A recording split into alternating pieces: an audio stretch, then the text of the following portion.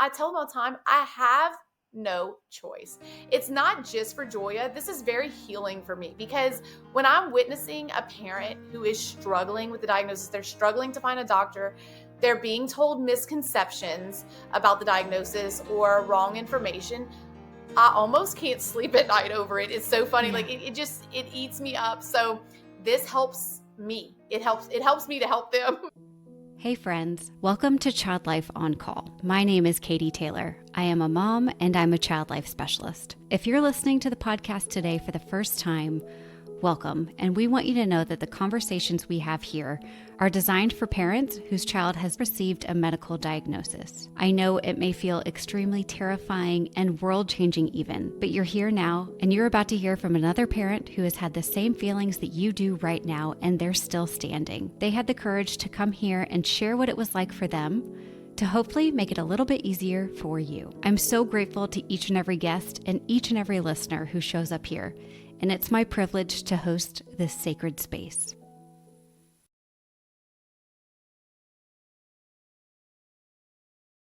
Hello, my friends. I'm so happy to have you join me today. And so thrilled to get to introduce you to Victoria, who is lovingly referred to by the other parents in her community as Nurse Vic. Victoria is a mom of two. She has a son, Grant, who's 8, and her daughter, Julia, is 2 years old. And about halfway through her pregnancy, she started having a little bit of issues that she was told was nothing. She went back to her 32-week appointment and found out that her daughter was going to have a diagnosis of achondroplasia. As a nurse, she kind of could start to pick up on what was happening. As a nurse, she had a baseline understanding of what achondroplasia was, but of course, she could never expect the true learning curve she would go on and how much of an expert she would actually become.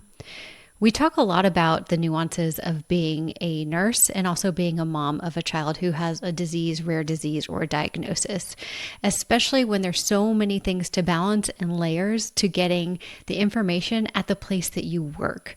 These experiences happen, and there's so many different layers and balance to what goes into how you process what you're being told from a coworker who's giving you the information. But beyond that, we actually end up getting pretty deep on what it feels like to actually be a mom who is in your alignment. So you're out of the quote unquote trenches at the beginning of a diagnosis phase. And Victoria tells the family she works with that year 1 of achondroplasia tends to be the heaviest. So she's in year 2 plus, and she talks a lot about how now she has the space to give back to other parents. And in return, it feels like she's taking care of herself. This is an episode you absolutely do not want to miss. Victoria, thank you so much for joining me today. You can find all of her resources at shortlongbones.com. Thank you, Victoria. Let's go ahead and get started. Hey friends, welcome to Child Life on Call. My name is Katie Taylor. I am a mom and I'm a child life specialist. If you're listening to the podcast today for the first time, welcome. And we want you to know that the conversations we have here are designed for parents whose child has received a medical diagnosis. I know it may feel extremely terrifying and world-changing even, but you're here now, and you're about to hear from another parent who has had the same feelings that you do right now, and they're still standing. They had the courage to come here and share what it was like for them, to hopefully make it a little bit easier for you. I'm so grateful to each and every guest and each and every listener who shows up here, and it's my privilege to host this sacred space.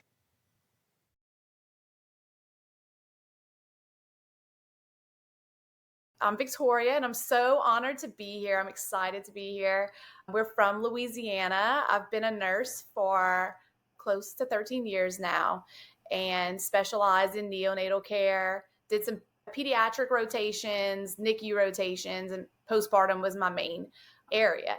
I've been married for 11 years with my husband, Edward, here in Lafayette, and we have 2 beautiful children. We have an average height son who's 8. His name is Grant. And he is full of energy. Grant is so athletic, like math. He can do math. He's an amazing little athlete. So he's full of energy. And then we have Julia, who is 2, and she's living with achondroplasia, and she is just a joy. She is amazing. She teaches me so much every day, and she just fills our life. She was a whole surprise in herself. So every aspect of her has been a surprise, and she loves to play outside. We swim. The weather over here is beautiful. It's already hot, so the kids jumping in the pool already. We love to go camping. The kids love to fish. Grant loves to fish. So we're always outdoors all the time. And yeah, that's kind of our day-to-day life. My husband works out of state. So he's gone for many weeks at a time, but my mom, such an amazing help to me. And we kind of got our flow. We've been doing this for 11 years. My husband's been working this kind of schedule from Texas to Mississippi for 11 years. So we've got it's kind of chaotic, but it's fun. It keeps life interesting. I can imagine that Julia looks up to Grant like no other. Like having a big brother that's 5 years older, I'm sure is just like she's obsessed with him. Yes. And she is like a little boss. You know what's so funny about Julia is she is in control. Like I tell my husband all the time, I'm like, she is gonna do something and he's more enamored with her. Like he wants to help her do all kinds of things. He's such a great big brother. But yeah, she can hold her own. She'll tell him like, no, you come over here. Like she bosses him around. It's Yeah. so funny. I have a younger daughter and an older son too, and it to be honest, it's just my younger daughter's world. We're just living in it. Like we're Yes. here to do what she needs. You know what's so funny is that at daycare, like she goes to a little in-home daycare center, Yeah. and she talks so well. For two, Julia talks so much, which I wonder where she gets that from, huh? That's Yeah. from me. But she's at this daycare, and the other little 2-year-olds, they talk, but she speaks in full sentences. So they'll tell her something, like bring her a toy, or she'll bring them to the teacher, and she's like, Parker wants this. And the teacher's like, how do you know Parker wants that? And sure enough, that is what Parker wanted. She like translates for them at Oh, school. So she's a little ringleader over there. She does her own thing. She's amazing. I love it. I love it. Well, when you were writing in your form that you filled out, you referred to yourself at one point as Nurse Vic. And so I Yes. have to imagine that being nurse is a big part of who you are.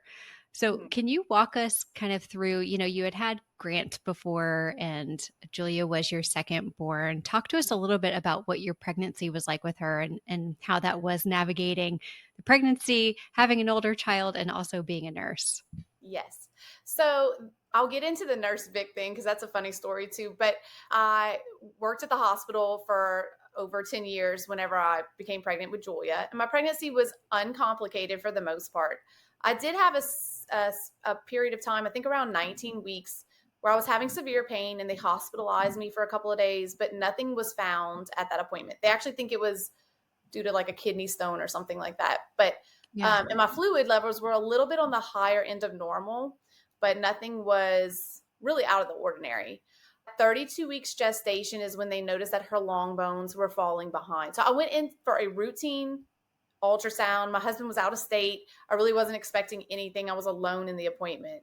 And I talk about this a lot because this part of my pregnancy I'm with my colleagues. So, these are my friends of 10, 11, 12 years. My physician is the physician I picked because I worked with him closely, felt he was the best, which he was. And it felt like at that portion of my pregnancy, the autonomy kind of got stripped because my friends and nurses were used to seeing me kind of like in this charge nurse role. I was always calm and collected. And it's like my brain like defaulted to nurse mode, which was a Yeah. protective mechanism. And I'm actually very grateful for that because I just jumped right into like the nursing aspects of everything to try to understand what was happening. But as for the emotional side of that, the autonomy from that was kind of stripped because there was nowhere for me to go, even in the hallways. I was on a rotational with the hospital. So I worked the pediatrics, the NICU, the postpartum unit, and I went on the delivery. So it's like there was really nowhere for me to be able to process what was happening more privately. And I Yeah. think that part of it was really difficult for me. But the nursing aspect is what took over. So I was able to understand this very complex medical jargon for the diagnosis of achondroplasia. And I kind of dove into the researching aspect of it right away. And I'm forever grateful for that because I think that helps me quickly understand the steps that needed to happen next. And me and my physicians were able to team up like that. We were able to kind of bounce ideas off of each other quickly. Oh gosh, I can feel for you so much in that scenario Hmm. because and I'm sure that the team around you who loves you so much Hmm. had a hard time breaking news to you that they wouldn't want to break. And then you almost feel like you might have to perform in a certain way to meet a certain standard. So it's kind of all these other layers added on to what's already a very complex and difficult situation. That's absolutely correct. That's exact. It was so multi-layered. It was so complex. I remember one of the physicians, they have to walk you through all scenarios because on scan there are 721 types of skeletal dysplasias, half of which are typically fatal, half of which cause some form of dwarfism. So there's no way for them to know just by looking at the scan necessarily. There's some good indicators, but no 100% way of knowing the type of dysplasia that they're dealing with.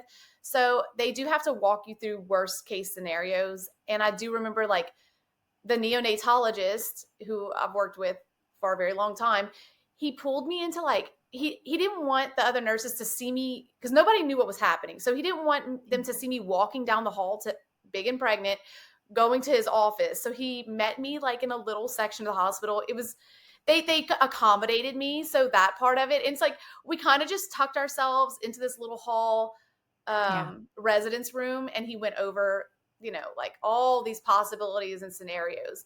And I remember thinking like, I just, we're having to navigate something around that other aspect of like everybody knew who I was. And I didn't really want to be emotional yet. I wanted to be able to comprehend what was happening first. So that Yeah. was a separate layer. That always tends to be our game plan, right? Like, let me understand first and I'll process later. Yes. And Yes. sometimes then things just keep coming and it's really Mhm. hard to process what's happening. And I think you do such a beautiful job of being an advocate, not only for your daughter, but really all kids and families with achondroplasia. Would you help explain it to us in kind of a very eighth grade level, what achondroplasia is and how it affects kids? Yes, of course. So achondroplasia is a condition, it's a single point mutation. It's called a gain of function mutation. So Julia's bones, which mainly affects her long bones, so it's arms, legs, parts of the face, it's called endochondral bone growth. And it's called gain of function mutation because the bone telling it's telling the bone to slow down. So it's telling it to do something else that it's not normally telling it to do. The cartilage turns over into bone, excuse me, at a slower rate than an average height child. So it can affect like the lower legs can experience bowing. They can experience some spinal issues called lordosis, but for the most part, it doesn't affect their spine as much as the long bones. They can experience midfacial hypoplasia, which means their nasal bone is a little flatter, their sinuses are a little flatter, and that's because that bone grows at a slower rate than average height children. Their head can tend to be a little larger, and that is because there's two different types of bone growth happening in the body. So their other bone growth that is not affected by the mutation is revving up in response to the other bone being slow. So sometimes that's why they can have the larger occiput, the back of the head, and frontal part of their skull. Sometimes they can have issues with apnea, like sleep apneas, because of the smaller sinuses. They can have a bell-shaped abdomen, so meaning their lungs are a little smaller. Their rib cage is a little smaller than average height, and their bellies are a little larger. So things at birth that they watch for is their breathing, the rate of breathing, if they're able to clear their secretions, and then the oxygen levels because of the smaller sinuses. And for Julia, she did not experience any complications whatsoever at birth. So she had I had a normal delivery. She didn't need any external oxygens or anything like that. She actually did really, really well for her birth. So we were very blessed with that. And they'll monitor these things in the first 3 months of life. So sometimes they can have foramen magnum compression, which is the base of their skull, and it's where their spinal cord passes through. And that can be very dangerous for a baby with achondroplasia in the first couple of weeks of life because we have to make sure that that bone that's not growing at the same rate is not compressing their spinal cord. And that can lead to a SIDS event in babies with achondroplasia. So that's pretty much sums it up. But as for their intellectual, achondroplasia is not typically associated with an intellectual disability. So they talk, play, create just like an average height child would do. need a little extra help with some of the other things sometimes, some accommodations. One of the other interesting things that you shared was that it's usually one in 28,000 births, Hmm. so could be Yes. considered rare, and that it's a genetic mutation, so it's not passed down from someone who is of shorter height, right? Right. So any average height parent can have a baby with achondroplasia. 80% of babies born with achondroplasia are two average height parents. So my husband and I do not carry a gene that causes achondroplasia. Now, 20% of babies that are born with achondroplasia, either the mother or father or both of them have achondroplasia. But majority of babies that are born with it are to average height parents with no prior family history of achondroplasia. I can tell you, if I was a patient or a parent in the hospital, I would want you to be my nurse because you're so well spoken. You Oh, thank explain you. things so well. And I'm just sitting here thinking this is something we laugh about a lot on the podcast, but the ability that parents have to comprehend and Mhm. understand their child's diagnosis is really unmatched by, I would think, even the best med student in a school, Yes. because you're learning not only on the job, but you're getting all these other pieces of information. And one of the things that I think happens to be one of the the best ways to learn about what your child will go through or what's happening with them, and that's talking to other parents. Yes. And our parents, I tell them all the time, they're rock stars. Like you become the expert, right? This is something really rare. Achondroplasia, even though it's considered rare, it is the most common form of the Okay. 721 dysplasias. So we were also blessed in that aspect that it is understood a little bit better. But yeah, that's how the nurse fic portion of the advocacy happened for me because this fire lit up in me and it really came from a place of survival. Like I don't do well with the nurse hat went on and I was like, to survive it, I have to know it. And I can't just know it. I have to be able to be the expert in it. And I really just dove headfirst into the research. And the nurse Vic part of it is so funny because our community started that. Like they would reach out to me and they're like, "Hey, Nurse Vic, can you help me with this?" And it's like became this little superhero name. And I'm like, "Y'all, I'm just Vic." But I break down the medical jargon for them in a way that I want them to understand it so that they can make their own informed decisions medically. So sometimes they'll ask me like, "Well, what would you do?" Or what? And I'm like, "Listen, it doesn't matter what I would do ever. It matters that you understand this all the way through." And I do that from sun up to sundown with parents globally now, and we call it Julia's advocacy. And I just want them to understand the condition. I also have like a Rolodex of physicians that are all around the globe, country, the labs, places they can go to for the labs. I'll show you this. It's so funny. Everybody knows about this, like even physicians. This is a like 4-inch binder of literally I have it tabbed and just annotated, and we call it the Acon Encyclopedia. And it has over 500 documents and PDFs and things I've put together. And we call them Nurse Vic's quick tips for Acon care. So I send that globally to parents whenever they're so overwhelmed. I'm like, look, this has everything, the resources that you can go to. So that's how all that stemmed. It's like I had no other choice but to do this. I had to Yeah. do it. Yeah. You turned into go mode, and it was because it was your only choice. Right, right. Walk us through walk us through how you felt after getting the diagnosis, meeting Julia for the first time, and realizing you weren't only going to play Nurse Vic to Julia, but also be her mom.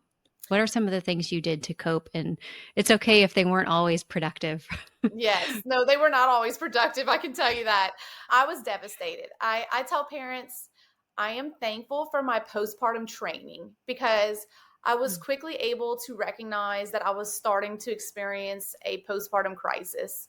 And I don't ever want parents to feel the shame of that. Like we talk about that. Anytime there's any complication, whether it's small all the way to a major diagnosis, there is the potential for postpartum complications for mother and for baby. And I did experience that. And we talk about that now. When I walk parents through it, I was completely devastated. They give you the worst case scenarios in the hospital. They're explaining things that are very, very scary. And I felt like emotionally I kind of shut down and I was unable to process emotionally what was happening. And I think that's why the nursing role took over and I describe it as my survival mechanism. So I do walk parents through that. And, you need a support system. You need a really, really strong support system in the first couple of months after a skeletal dysplasia diagnosis, any of the dysplasias, because there aren't physicians everywhere that know about this condition. There's only a few centers in the United States. And I was very thankful that I had my family, my mom, my husband, and my dad and stepmom. They all really rallied around me. And my mom was just a saving grace to me. My husband was experiencing the same heartbreaks and things that they were telling me. But my mom just went into this no, we can take anything. And she's trust God with everything. And she walked me through a really hard emotional, me and my husband, really hard emotional aspects of this. And she stepped up. She kind of moved in with me for the first 6 months so that we could navigate just all the medical stuff. I mean, Julia has 8 specialists. So it took Yeah. a while to be able to wrap our minds around appointments and you're Just the recovering. coordination of it all. Yes, yes. And my son. So I had to be strong for him, and he's in sports and he's in school. And my husband also had to go back to work within the 3 weeks of Julia's birth. So it was a lot to navigate in the beginning. And so I do tell parents there's a lot of hope with achondroplasia, and that's something I always let them know. I congratulate them on their baby. Your baby is going to do majority of everything that everybody else is going to do. I can see everybody. I have a gift that I can see them, especially that postpartum side of it, and I let them know Yeah. those feelings are valid and they have to process it. Yeah. I think they call that like your intuition. And Mm-hmm. I'm like really into this one author right now. Her name is Martha Beck, and she seems to explain things that I can understand. And one of the things she says is that like when you're living in alignment with what you're meant to do and what your intuition says and like what the world is giving you, you feel fulfilled in what you do every day. And I can Mm-hmm. just hear that you feel fulfilled in what you're doing every day, from Julia to your postpartum training to the way you're supporting other parents right now. Do you feel like you're in alignment in your life? And that doesn't mean that it's easy, but do you Right. feel like you're doing what you're meant to do? I love that you highlighted that because I always tell people that I had a full circle moment in my life, like a full circle moment in my career and my personal life that just meshed up in a way that not in my It gives me wildest chills. dreams. Yes. And I just navigated it in a way like there was so much turmoil in the postpartum part of it, but then there was so much hope. And when I held Julia for the first time and she just they're preparing you for all these horrible things. They could be trach, they could be they could have a long NICU stay, and she just blew this out the water. Girl came out screaming. She was starving. She nursed like a champ. She was strong. I was like, whoa. I think achondroplasia aside, she's a much easier baby than my son was. I tell everybody that. I'm like, girl came out with a plan and she knew exactly what she's doing, and that is her personality. She's such always just in control. And you can tell Julia a multi-step instruction to do something, like go pick that up and throw it away and then go tell dad this. Girl got it. She's got it. And she's 2. And she just did that. And when I saw that, I was like, this is the hope that I needed. She's an amazing baby and she's beautiful. And the community, I remember when I first started getting the diagnosis and I was diving into all the research, I joined all the social media, right? That's what we all do. We joined the social media. And Yeah. parents were flooding me with love. They were like, this is going to be okay. It's so much in the beginning. And the community is just so supportive that I fell in love with the community and I fell in love with Julia at the same time. So it was this full circle moment. And the nurse Vic aspects of it just grew out of that. But yeah, Yeah. it was a good full circle for me. A good take back. That was a I, positive. yeah. It reminds me so much of the advice that we hear providers give a lot. And that's like, we're going to let we're going to let your child tell us what they need and let them lead the way. And so while it can be totally understandable that at the beginning we want to know what to expect and what's going to happen. Sometimes you do just have to wait and see, but it's the hardest words to have to hear as a parent.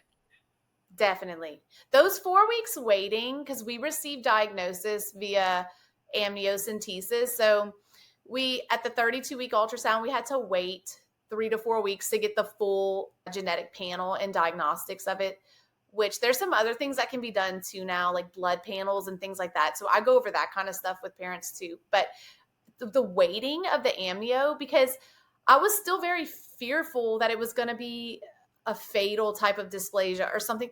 And that clouded those last 4 weeks. So sometimes I meet parents and they don't even know the baby was going to have achondroplasia till after it was born. And I almost feel that's better because, at least the baby's here and a lot of them do really, really well. So I'm like, I don't know. Sometimes you never know what's better, right? It's Yeah. hard to have hindsight when it's like that, but the waiting was hard. Speaking of hard things, what are some of the hardest things that you've had to endure while either caring for Julia medically or just kind of introducing her and achondroplasia to your immediate community and the people around you? Yes. So for myself, because I was experiencing the postpartum aspects of it, that was honestly, that was the hardest time of my life. And it really didn't have a whole lot to do with Julia. It was more because she was doing amazing, right? She was thriving, she was feeding, she was awesome. But it was me coping with the aspects of I had a floral studio on the side that was a mother's ministry. So patients that would lose their infants, I would preserve their flowers. And my studio is in my home. And I had to kind of step back from that. And that was a huge, huge portion of my life. I was in the studio 5 days a week, preserving flowers for mothers all over the United States. And that was something that my husband and I did as a ministry, as a give back. So when I stepped back from that, I kind of lost a little bit of my identity with that. And then navigating the insurance process was horrific, and it's still horrific. So I do kind of help parents prepare for the case management aspects and some of the tips I've learned along the way for insurance. But as for my introducing Julia as Julia has been the easier part. I mean, Mm. my family embraces Julia. She's amazing. I forget that Julia has achondroplasia most days because she's just doing so well.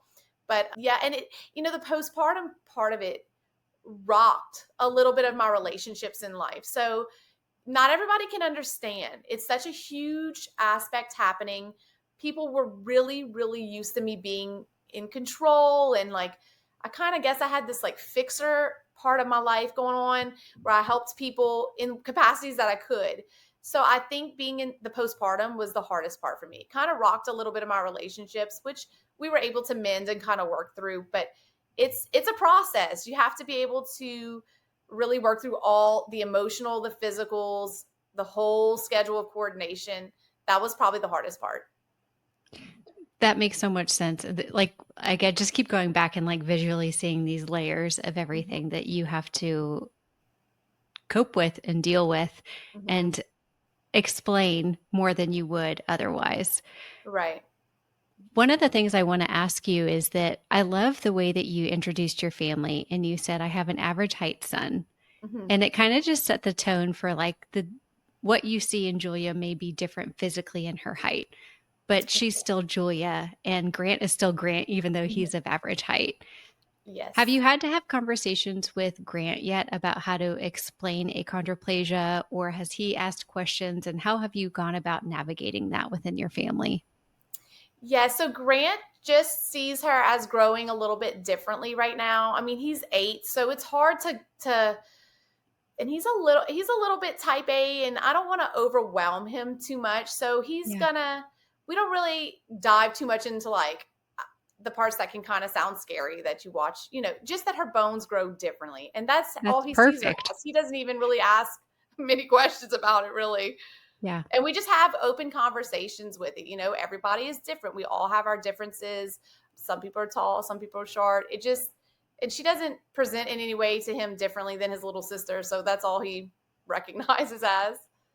I love that. And it's such a beautiful reminder to us how we should be seeing the world is when we see the world through our kids' eyes, and Mhm. that kids are willing to go and play and ask questions or not ask questions if they don't want to know. It's one of my favorite parts is that for the most part, when I'm working with kids or even with my own, I don't have to go into too much context unless they are asking for that information. And they Right. really lead the way in helping us as parents and providers and professionals who work with families guide conversations. Mhm. Yeah, and there will come a time because there are some controversial things in the achondroplasia community. So there'll be a time where we have to discuss certain terminology or certain ways that things are said. Like I never say Grant's normal and has achondroplasia because like we say what is normal, right? So What is normal? what is normal? And he's average height. So most people are going to be around Grant's height, but she's just a little bit shorter than average height. And there's nothing non normal or normal Or about that wrong? for her. So yeah, there will be a time where you have to break down all that terminology. But right now, they're just living life and we keep it kind of simple. And he's okay with that. So that we're okay with it. I love it. I love it. So, tell me a little bit about what you do and how you support families. So, those who are listening that either have kids with achondroplasia and haven't found you, which I would imagine would be very unlikely given how connected you are, or they support families who may have achondroplasia, how can they get resources that you have? Yes. So our website, which is I kind of call it just a little landing page because it's real pitiful. I put it together, but it's when parents first get the diagnosis, they hear short long bones. And that was the first thing I Googled. So I put the website as www.shortlongbones.com because that is going to be the first thing that parents Google when they're hearing this diagnosis. And then Yeah. my landing page pulls up and they can drop me a little line. They can send any questions. I just kind of tell them who I am, that I have a daughter with achondroplasia, and that if they have questions or need resources, they can contact me via email. And then I always refer them to the LPA, which is Little People of America, and they can go to that organization. It lists all the doctors, kind of the same thing, resources all around the United States. And also, there's a couple of other organizations like Chandler Cruz Foundation. There's Little Legs, Big Heart. So there's a bunch of foundations out there that tailor different needs within the LPA community. So if they need anything like that, we direct them. And I don't give any medical advice. That's the first thing I always tell them. I can't read charts. I can't read anything like that, but I just break down the medical jargon. So Joy is advocacy is just them sending me questions. What does this mean? How do I go about ordering this, or what do I tell my physician? And that's the kind of things we navigate, and they find it very helpful, and it is fulfilling to me. Like you said, it some of my friends kind of like joke around with me because they're like, Vic, you can't get like, you have to have like parts for yourself too and all this. And I tell them all the time, I have no choice. It's not just for Joya. This is very healing for me because when I'm witnessing a parent who is struggling with the diagnosis, they're struggling to find a doctor, they're being told misconceptions about the diagnosis or wrong information. I almost can't sleep at night over it. It's so funny. Yeah. Like it eats me up. So this helps me. It helps me to help them. I hear that so much and I can relate to it a lot. Like honestly, talking with you feels like self-care to me. hmm Like I feel like I'm getting to take care of my soul by meeting you. Oh, thank And you. I don't know if I feel like when you're in alignment and you're doing what you feel like is making the world a better place and hmm in return it's giving back to you and to others. I'm for one so grateful that there's people like you that we can share and uplift and connect. One of my other questions that I did want to ask, and you've gotten into this a little bit, but what are your favorite parts of being Julia's mom and Grant's mom? And what are My some of the things you've learned about yourself that maybe you didn't know before you became their mom? Yes. So my favorite parts about being Joy and Grant's mom is just watching them thrive. I mean, they both have their own personality. Julia is like, she sits back, kind of watches. She's very, very verbal and can like express herself. And Grant is very physical. So like he does these amazing physical things that will like blow your mind, and he helps her do those things. So like when maybe she needs a little help on her scooter or something, he will come up with a way to get her on that scooter. And so will my husband. And the things about myself that I've learned through being their mother is to be brave. And I say that with 100% of my soul, because even though I was always a go-getter and I could navigate complex medical things on a regular basis, being Joya and Grant's mom taught me how to advocate for myself in a way, because Mm. I was always very worried about others in my life throughout life, always. And it made me step back and say, okay, I need to be brave for them. I need to be brave for myself. My needs are also important. Julia's needs are important. Grant's needs are important. My husband Edward's needs are important. So you have to take that, like, that the armor off sometimes and say, I need a little help, and I had to have that communication with people in my life. And that really taught me something about myself. It took a fear away. I tell people Mm. that I feel like a fear fell off of me when I had Julia and Grant. That's the best way I can describe it.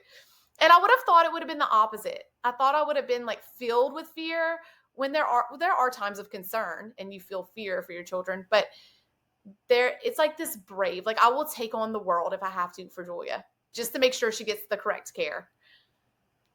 Oh my goodness, you're amazing. I'm Thank like you. tearing up listening to you. I know. Oh my gosh. I can like physically, I guess I can't physically, but I can see and I can feel like the fear coming off. And I think that's probably another thing we hear a ton is that you get this diagnosis and you have this fear that your life is going to be Mhm. quote unquote ruined, different. All your Yes. dreams and your hopes are going to be different. But then Mhm. you actually get there and you realize you have the most perfect baby that Mhm. belongs to you. And Mhm. you are the one that gets to advocate and care for them. And I'm making it sound way too easy and simple. And I know it's not. But because of people like you who help other parents pick up in those low moments where you're so full of fear, you're showing that it can have a different outcome. Yes, and they give you so much hope. So like when you're connecting with the community, they're strengthening me and I'm strengthening them, and they're telling me tips and I'm learning things along the way, and Yeah. it just renews this strength in you where you're like, okay, I can't I it's like I came out of that postpartum haze where it's like I can't live like this forever for her. I have to be Yeah. better than this for her to thrive, and I don't want Grant to be afraid of something that's nothing to be afraid of. And so you're right, when you don't know, it's the unknown that's more scary than actually stepping up to the plate and saying, okay, I'm doing pretty well here. I've got it. Yeah. It sometimes takes those low moments too of like the really Yes. scary, really terrifying, really down parts to make you realize like and kind of understand the blessings when they are around. Hmm. Yes, that's true.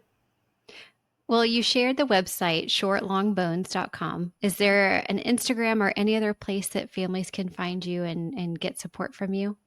They can reach out to me on Facebook. I have private Instagram pages that I don't really do much with, but Yeah. Facebook, just my name, Victoria Garcia. They can find me on there, and there's a lot of groups online, like the Achondroplasia page, the POLP, which is Parents of Little People. There's a bunch of different years for those pages. So if their baby is born, from 2020 to 2021, they have a bunch of different years, So helpful. so that those stages, because there's a lot of different monitoring that happens at different stages for achondroplasia along the way. So there's some great pages out there. They'll find me all over all over those pages too. Amazing. Well, thank you so much for being here today. Thank you for having me first. It's been such an enjoyable, honorable experience. And one thing I would want to leave parents with, it's just that your baby is going to amaze you. Your baby is going to do everything. Not all hopes and dreams are dashed. There is a misconception where people say, oh, well, they're just short. My friends were trying to be supportive in the beginning, and they're like, oh, she's just going to be short. And while that might be the final end game, she might be okay and just live her life shorter. She will need some accommodations, but every step of the way you're sustained with our community. Something along the way will sustain you. You're going to find the right physician, you're going to find the right group of support, you're going to find something to sustain you. And the first year, I tell everybody, the first year of achondroplasia is the most overwhelming. It does generally get easier as time goes on. The monitoring, because I get a lot of parents discouraged in those first couple of months because it's MRIs and sleep studies and ENTs and all these things, but it does get easier, and your baby will thrive and you're going to thrive. And it's an amazing aspect of life that I really just would not have ever known, ever, if it wouldn't have been for Julia. She's a gift. And I just would tell them congratulations. Mm. Well, thank you so much for that and for your time today and sharing Julia, Grant, and Edward with us. And I appreciate it. And I would love to have you back at another time too. I had Oh, enjoyed thank this you. so much. Oh, thank you so much, Katie. And I'm so thankful for what you're doing. I've listened to so many of the podcasts, and I mean, it just strikes my soul. It just touches me in a way where it is so needed. Parents need to hear they're not alone. They're not alone. There's always someone somewhere, no matter how rare the condition. I tell parents that too, because we have dysplasias that are so rare, but I know I'm starting to get to where I almost know, You're like, them all, here's my even though, database. yes. I'm like, if, I always ask permission, but I'm like, I can probably connect you with somebody that I know. And there's somebody in some corner of the world somewheres that's going to be on your side, and you're never alone. We're here. And yeah, it's a needed podcast, and I love it. It's amazing. Thank you. Thank you. As a parent, you want to be there for your child, especially when it comes to their health. But healthcare can be overwhelming and confusing. The good news is child life specialists are experts who help families navigate these challenges. But often our support is only in hospitals. So imagine if you had access to these valuable tools and resources all the time. You would be able to understand medical procedures, explain them to your child, and help them feel less anxious, which also makes you probably feel less anxious. So when your child visits the doctor, has surgery, or has a medical procedure, having the right information and support can make all the difference. You, the parent, can be prepared to answer their questions, calm their fears, and advocate for their needs. Child Life Specialist tools are ready to be in your hands right now through our app Support Spot. All you have to do is go to the iOS or Android store, type in Support Spot. We are giving all of our listeners on this podcast access to the app for just $19.99 for an entire year. You are going to have, I'm not kidding, 7 years worth of resources and support and information that we have been building at Child Life on Call at your fingertips. With these tools in your pocket, you can transform the way your family experiences medical care. Parents, you deserve to be informed and feel confident in your child's healthcare journey. And by having access to Support Spot, you can ensure that your child feels supported and understood no matter what medical challenges come your way.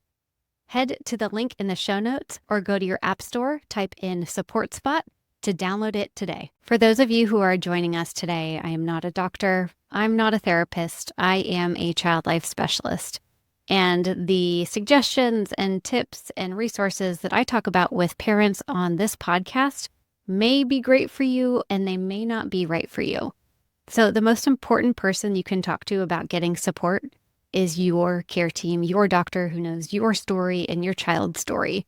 So regardless of maybe what I mention or what other families mention here, we're not licensed therapists, we're not doctors. We're having a conversation about what the parenting journey has been like. So please keep that in mind as you listen today.